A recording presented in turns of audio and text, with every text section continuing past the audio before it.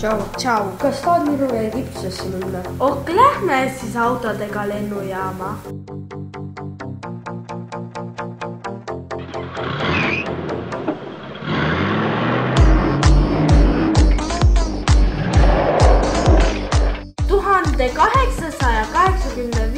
aastal sai Karl Benz valmis oma esimese auto. Kuigi see oli 3-rattaline, sai see aluseks kaasaegsele autole. Kas tead, mulle ehitati esimene lennuk? Olen kuulnud, et esimene lennuvõimelise jõuallikaga lennuk ehitati 1903.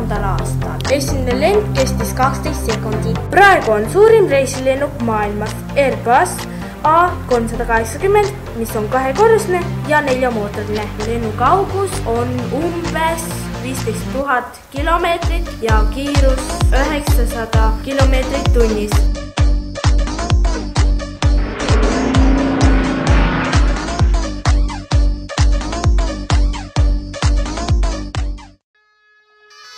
Vaata, püramiidid.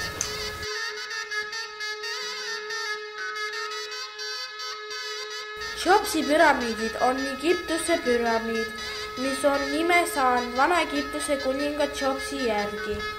Cheops laskis selle ehitada aastatel 2551 kuni 2471 enne Kristust. Nii vanad, kas sõnapäeva ehitused ka nii kaua seal? Ei usu!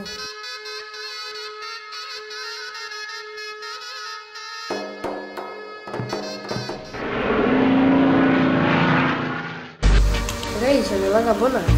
Oli jaa, aga homme peab jälle tööle minema.